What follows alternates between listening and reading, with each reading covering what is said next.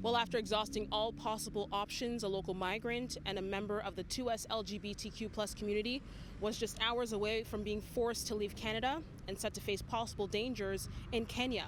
But an 11th hour miracle happened as he was preparing to face a perilous unknown.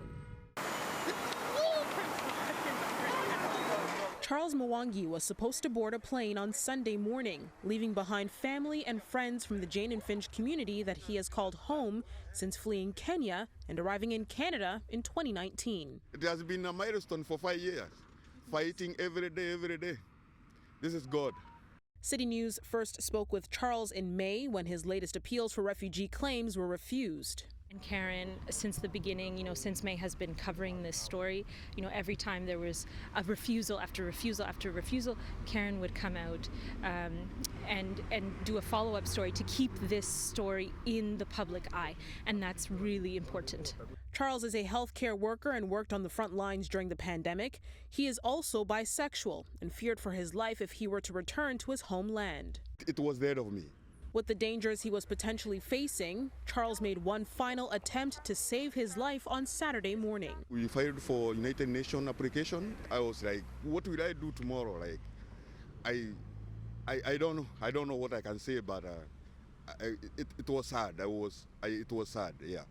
But just hours later, Charles got a surprising call, letting him know that his pending removal had been canceled. Some of Charles's friends who have supported him during the entire ordeal were with him when he learned that he was being granted a 1-year temporary resident permit. A sign of relief.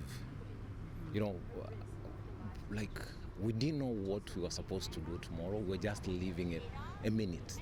It's a miracle. To me, it's a miracle. The immense burdens of tomorrow have been lifted from Charles's shoulders, but the battle may not be over just yet.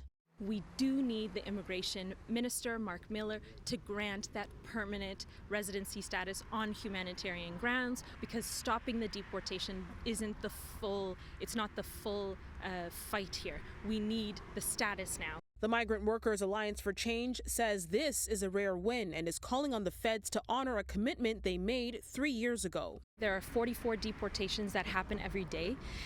Deportations are increasing. There's a solution to it. The solution is that Prime Minister Trudeau made a promise back in 2021 to regularize all undocumented people. Charles says he will continue to fight for other migrants in the meantime and will be leading a demonstration in Toronto next month, raising awareness for immigrant justice before Parliament returns. But before then, he will be soaking in this hard-earned victory. So what are you going to do now tomorrow? Celebration? Yeah. We call it, in our community, we call it Nyama Choma. Afua Baah, CityNews.